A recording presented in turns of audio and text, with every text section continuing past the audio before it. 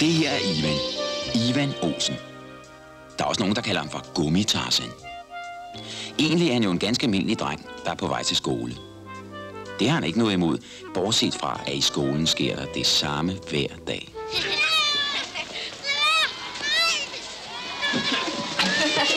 Det er godt med det tisseri, Ivan. Ja! Hvad med dig, Ivan? Nej tak, jeg tror, jeg springer over i dag. Kom så.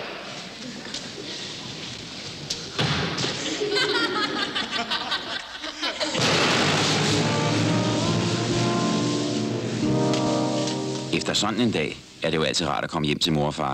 Det er jo en skandale. Jeg kommer og betaler skat i dyredomme for, at en søn skal gå i skole og lære noget. Hvad får jeg så for alle de penge?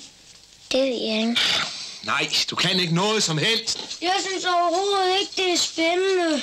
Nej, det er ikke særlig spændende at have en far, der synes, man skal være lige så skrab som Tarzan. Her skal du se et rigtigt mandfolk, du. Det er et mandfolk. Han er lidt fed. Fed? Ja, man har meget at lære, når man hedder Ivan og bare er 8 år. Og så bare vi. Kom. Kom nu, Ivan. Hvad nu, hvis man kunne flyve? Ja, nemlig verden rundt. Jeg har faktisk kun været i Malmø. Nej, hjælp! Jeg falder! Jeg glemte helt, at jeg ikke kunne svømme. Det har jeg aldrig kunnet. Han er vrøvl. Alle kan svømme. Der er bare nogen, der ikke har lært det endnu. Nu er jeg tosset. Hvorfor det? Vi arbejder.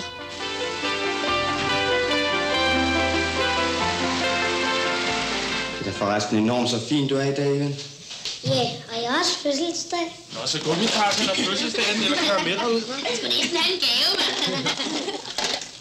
Nej, det er ikke let at være Ivan Olsen.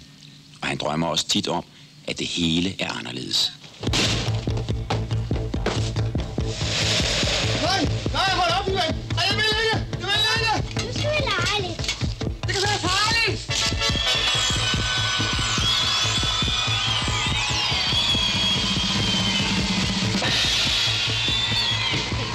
Hvor er de der muskler så? Ivan. Jeg vil lære, Ivan. Nej, Ivan! Er ikke det, jeg siger? Lad os se musklerne, Ivan. Jamen, I ved jo godt, at jeg ikke har nogen muskler. Nej, men der er jo altid noget, man er god til. Man skal bare finde ud af, hvad det er. Ikke også, Ivan? Gummi-Tarzan.